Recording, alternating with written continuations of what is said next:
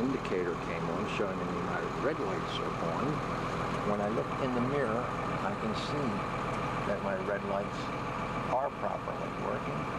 And I also see in the mirror that my crossing arm did deploy properly, and my stop sign did come out on this side and has its red lights working.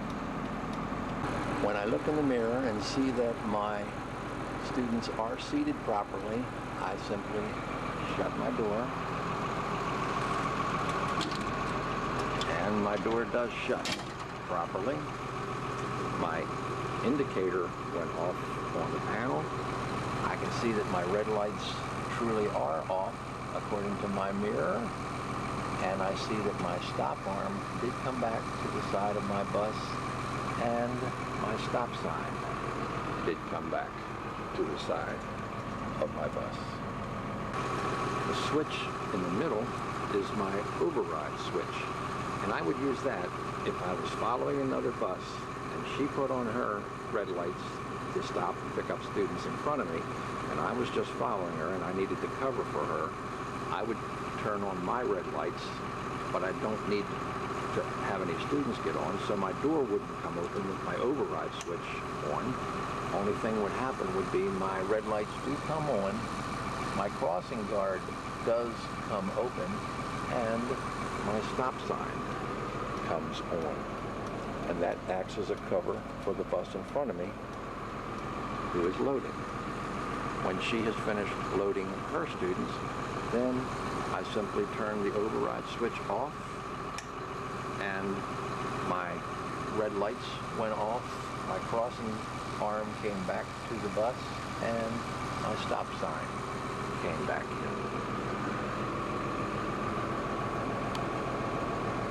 And now from here, I'll move down to level 4 and tell you that this is my glove compartment. And in my glove compartment, I keep my spare fuses.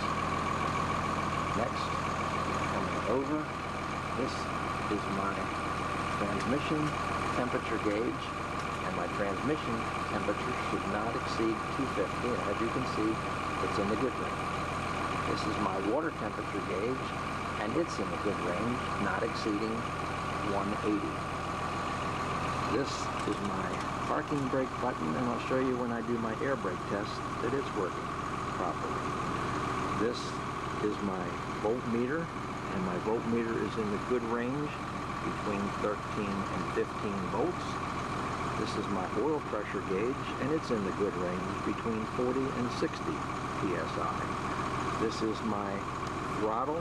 In the wintertime, I would pull my throttle out, and that would idle up my engine a little bit to get my engine warmer. This is my speedometer, and I would tell you that all of my gauges are clean, not cracked or broken, and properly secure. The clearance of my bus is 11 feet 4 inches. The weight of my bus is 27,500 pounds. This is my fuel gauge, and as you can see, it's at least half full. This is an alternate temperature gauge, and it's in the good range. Over here on this side, this is my amp meter, and it's in the good range. This is my trouble control panel, and up here in the upper left-hand corner will be where my brake button, brake light comes on when I do my air brake test. Down here is my air pressure, and you can see it's in the good range between 100 and 125. This is my RPM gauge, and these are my headlights. And these are my headlights. I can tell by looking out at my mirror that my headlights are working properly. When I put my foot on the switch, I can see that my high beams are working properly, and I can also see on the dash at around the 40-mile-an-hour speed limit, my high beam indicator does work properly. Back behind my seat, I have my 3 reflective triangles that are properly secured. To the left of my front seat are my 3 road flares, which are properly secure. I have my brake pedal and my accelerator, and my ABC fire extinguisher, which I can tell by looking at the gauge, is properly charged. I can tell by looking at the tag it's been recently inspected, and I can see that it's properly secure. Then I will tell her, ma'am, at this time I'd like to do my air brake test for you. And so we would do C-O-P. C is my wheels are chocked. O is my engine is off, and my ignition switch is turned on till you hear that pinging. And that's the O in COP. The P is I would push the parking brake in. C-O-P. I think about it again for a couple seconds to make sure I have all three. After making sure you have the setup correct, then you would turn to the inspector and say, I'm going to, for my first test, I'm going to hold my foot firmly on the brake pedal, and I'm going to do that for 60 seconds, and during that 60 seconds I should not lose more than 3 psi on my gauge after the initial drop. If you will please time me, I'd like to begin now. She will say, yes, Rick, begin. Notice there was an initial drop, but then after that it's staying still, and I'm waiting for her to tell me that the 60 seconds is up while I watch the gauge. So then she's going to say, Rick, your 60 seconds is up. And I say, thank you, ma'am, for timing me. And I note that I did not lose more than 3 psi on my gauge. For my second test, I'm going to feather the brake pedal down, and at around 60 psi, my alarm will sound, and as my audible alarm will sound, and my low air light should come on right up here. And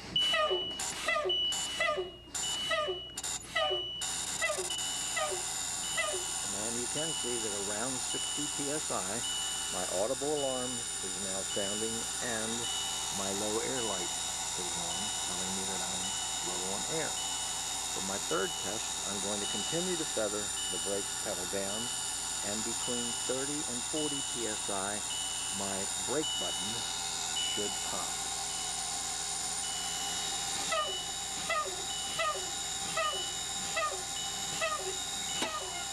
And ma'am, you can see that between 30 and 40 psi, my brake button did pop. I therefore conclude that my air brake system is working properly.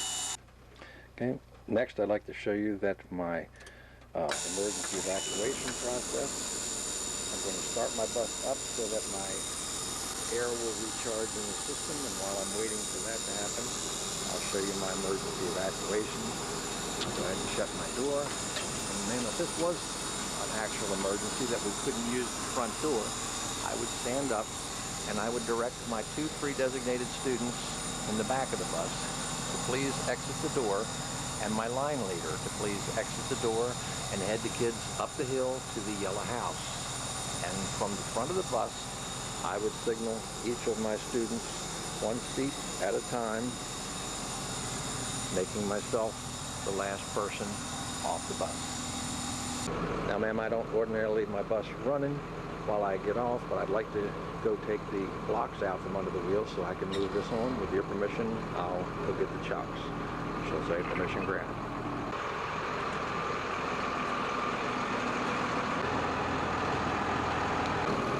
And then I come back in and sit down and tell her, ma'am, at this time I'd like to demonstrate to you that my emergency brake does hold.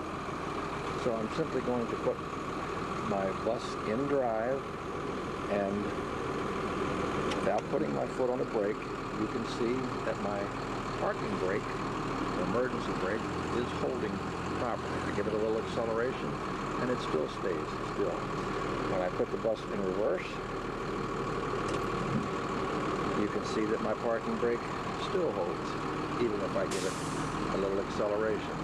And you can hear that my backup alarm on the back of the bus is working properly. So I conclude that my parking brake is working properly as well. And then you're going to tell her, ma'am, at this time I'd like to show you all of my lights outside actually do work. So you're going to turn on headlights, turn on the hazard lights, doesn't matter what order. Turn on your clearance lights and various items, and then you're going to get out of the bus and actually go around and showing her that each of these items is working. So you're going to remember that pre-trip starts outside the bus and pre-trip ends outside the bus. So you're telling her, ma'am, my clearance lights are working properly, my red lights are working, my crossing guard is working, my headlights are working, my hazard lights are working, my stop lights are working on my stop sign, my clearance lights on this side of the bus are working properly, my clearance lights in the back are working, my red lights are working, my hazard lights are working, my park lights are working. And if you'll stay back here, ma'am, I'll show you that my backup lights and my brake lights are actually working, which they'll do. So then you simply go back in the bus, apply your brakes, watching her signals in your mirror, and then you put the bus in reverse and let her see that your backup is working properly. Then you keep changing one set of lights around to another. Generally, they won't have you go around the bus more than once or twice, but you just keep going until you've gotten all of your lights and everything demonstrated to them. You put your hazard lights off on your left and your right, turn signal and stuff like that, and go back out with each of them. And once you've finished all of your outside lights, you come back in and sit down in the driver's seat again and think to yourself, have I gotten all the stuff in that I need to get in? Meanwhile, she wants to move this along, so she'll be adding up the points, and then she'll say, Rick, are you ready to call pre-trip? I believe we got enough points now. And of course you'll say, yes ma'am, if you're happy, I'm happy. And now you move on to skills. Okay, after completing the pre-trip, she's going to come and say, okay, Travis, good job with the pre-trip. Now what I want you to do is circle around to your right and get in the far lane over here and come down to the white line. Okay. So we're leaving the pre-trip position and circling on around.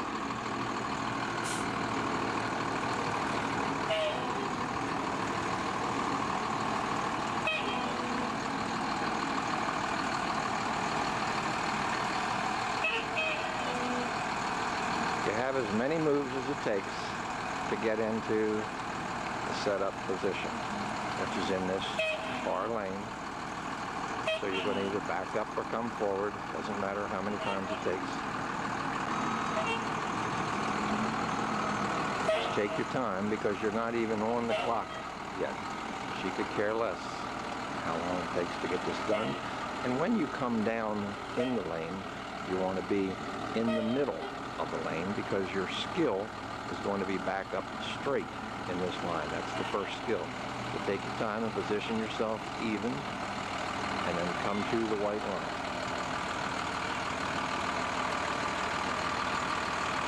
Good.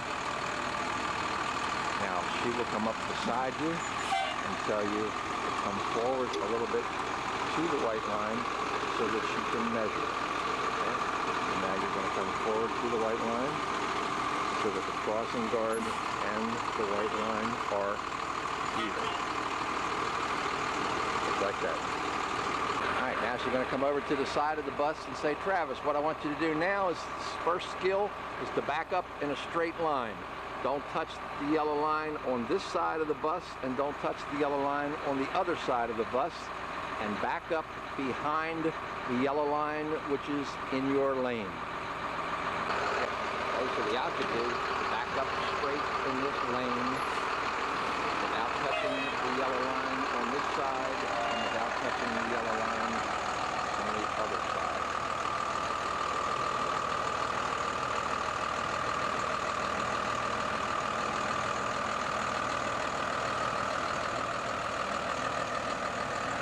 You have 10 minutes to do this skill, so it doesn't need to be rushed. Just take your time.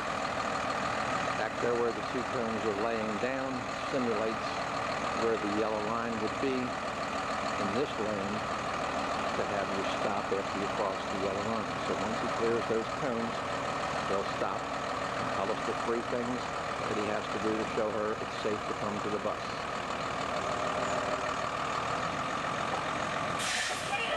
Okay, so neutral, the air brake, and the horn.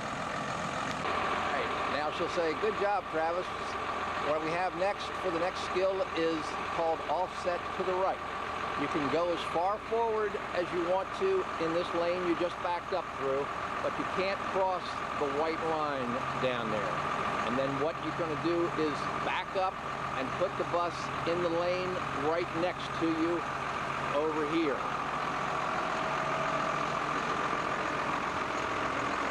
This is the lane that's beside the bus right now.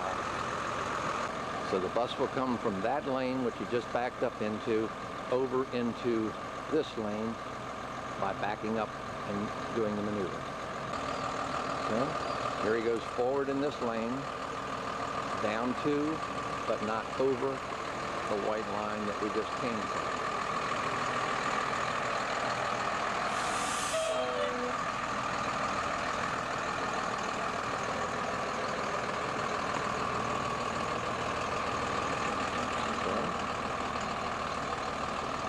Now he's going to put the bus in reverse and back up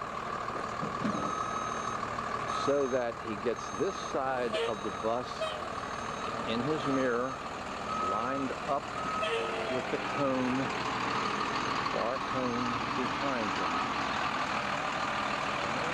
And then once he gets into the lane, he's going to turn the wheel and back up straight.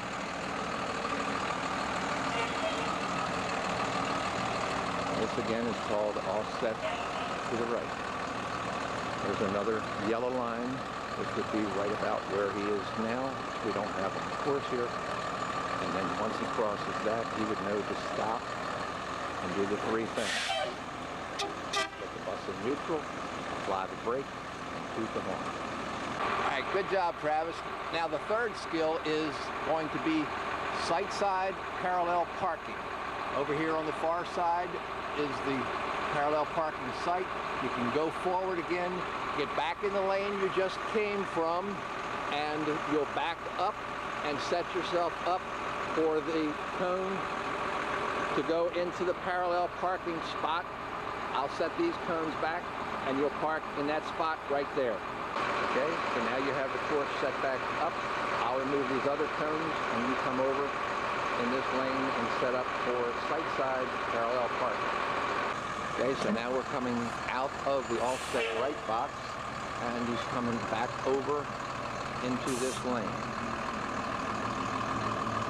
to get set up for parallel parking.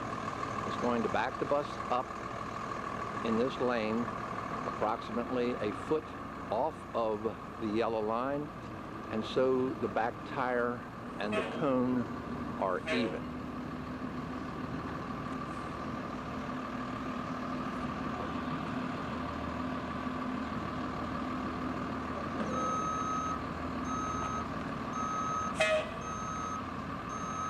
Okay, note that you're not on the timer yet, so take your time and set up. You want the wheel to be about a foot off of the yellow line and even with the setup cone.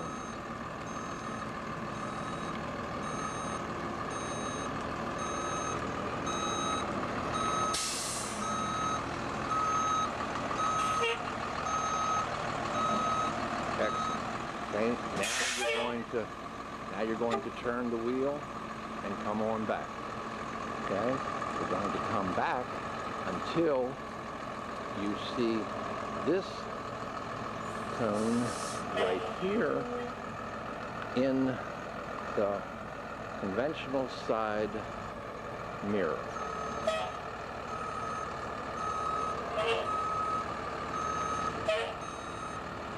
So the side of the bus will be lined up right with this cone.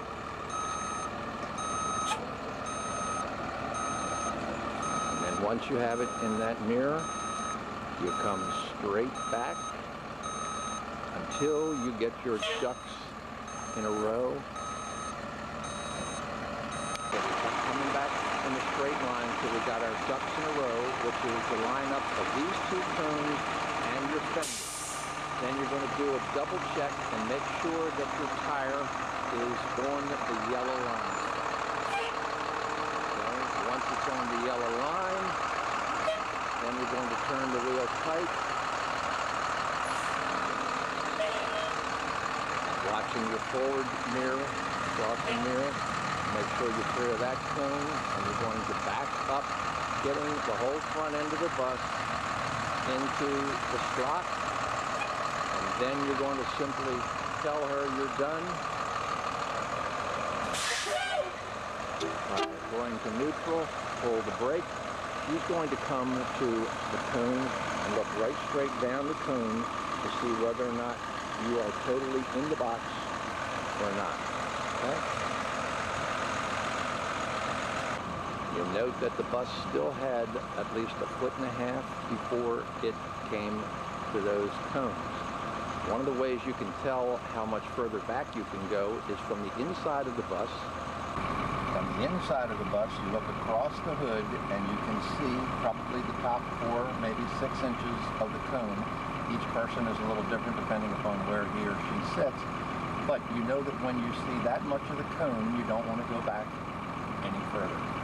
All right, good job, Travis. Now what I'd like for you to do is skill 4 is you're going to come out of the box that you just went in, and once you get out of the box, I'm going to come on board and you're going to demonstrate to me how you would discharge me as your student. So come on out of the box and let me know when you're done. And so as you come back out of the box, you want to take your time so as not to hit either of the 2 front cones while you're wildly rejoicing at having parallel park. All right, so your back tire is now out of the box, and so you'll stop right there so she can get on. So now she comes to get on the bus, and she says, Travis, I'm going to be your student. What I'd like for you to do is show me how you would take me down there at the far corner and explain to me how you would discharge me if I was your student. Okay, as I'm getting ready to unload the student, I want to make sure my master switch is on, so all my lights come on when we're ready. About 100 feet away from unloading, I turn on my loading and unloading amber lights. As I'm approaching the student's stop, I'm checking all my mirrors to make sure there's nothing to compromise my student's safety. As I approach their stop, I come to a complete stop, still checking my mirrors. Okay, when I come to a complete stop, I want to make sure my bus is in neutral and my parking brake is on. At that point, I open the door for my student. I make sure they unload at least 10 feet away from the bus. Now, if there were 4 students that unloaded here at this stop, I would make sure all 4 were at least 10 feet away from the bus. As I said, if they were not, I would secure my bus, get off the bus, and make sure all 4 of them were at the appropriate distance away from the bus. And now we're approaching a hard right turn at St. Andrew's Church Road and Fairgrounds. So you get all the way over into the turn lane, come to a complete stop. Notice that we have a white line and a stop sign. The white line always supersedes the stop sign. So then you're going to look in both directions really well. And remember that you need probably both lanes to be clear, and you're going to go straight out first, and then make the turn using the mirror. Okay, as you're going down the road, especially, she's going to look at how often are you looking in all of your mirrors. So you're going to do your overhead mirror and both side mirrors periodically, at least once a minute. So now we're going to turn right at the next intersection, and we know with all right turns, we're going to go straight for as far as we can before we make a hard right, watching in our mirror to make sure that we have cleared the back tire. And now we're simulating a railroad crossing. Let's turn on our hazard lights first. Let's make sure our master switch is off. And we're going to tell our students to be quiet. Railroad crossing. Quiet down, students. We're at a railroad. Okay, and And down here where the cement is, that's our simulated railroad, so we're going to come within 15 to 50 feet of it.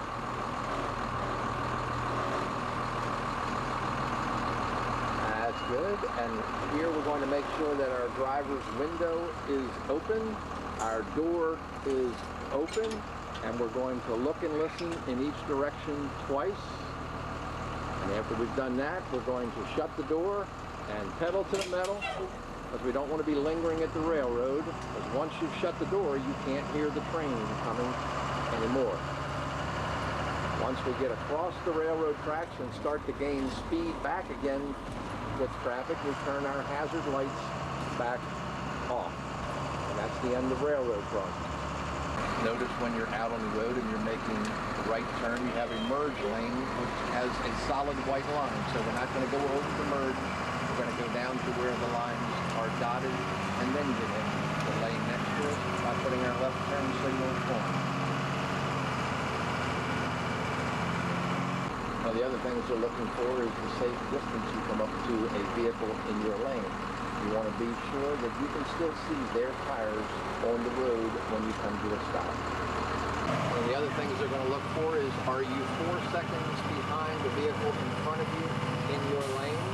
Are you watching in your mirror to see what's behind you for 12 seconds and what's in front of you for 12 seconds down the road? And now with this light, you can see that it is turning while the pedestrian crosswalk went to a solid grid. So ideally we want to keep at least 4 seconds away from everybody in our lane. So when they change lanes and come over, we just want to let up on the accelerator and reestablish our 4 seconds. Now when we come up on this traffic light here, we saw that it was already green back there, and we're looking at the pedestrian crosswalk, and we notice that the pedestrian crosswalk is still green. So this light is not going to change. Now here's a traffic light that just turned green, and you're going to see the start of the herd coming in the opposite direction. And they're off. That's the herd. So that's method number 2 of telling when the traffic light is fresh. Now as we look down the road now, we see that we still have it green, but is it fresh or stale? If we look close enough to the pedestrian crosswalk, we can see it's still green, so we don't need to slow up, we can keep going. Next one down, we can't see the pedestrian cross arm on this side, so we look over on the other side, and we can see that it's just started flashing, but notice the light is still green. The light won't turn red until the pedestrian cross arm gets to where it's solid red. Notice as we see traffic now bogging down in front of us, the technique is to just tap your brake to show the people behind you that you are slowing down for a stop, because they can't see through your bus to see that there's a problem down. Here's the pedestrian cross that is actually counting down in numbers, and so it's still flashing, so it was good to go. Here we're watching for vehicles merging, and we're just letting off on the accelerator a little bit, because we know he's probably going to come over with or without a signal. So then we're going to back off a little bit to get our 4 seconds just by letting up on the accelerator. Now we see we have another red light down in front of us using our 12-second technique, so we're going to tap the brake again to let them know that we're slowing down as we come to a stop.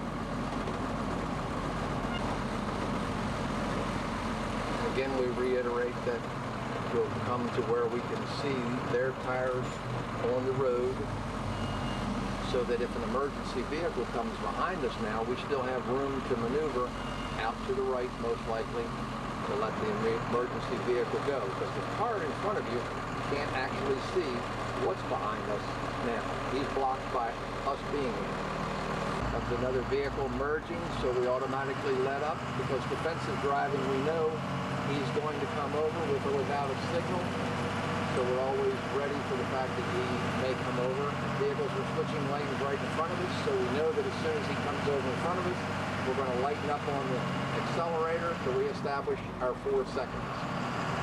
We're always watching for additional hazards, such as the moped over here. We don't know whether he's coming out on the lane or not. Looking down the road ahead of us, we see we still have a green. Is it fresh? Yes, we look for the pedestrian crosswalk. There it is, still green, so we're good to go. We look around the corner and here's another traffic light.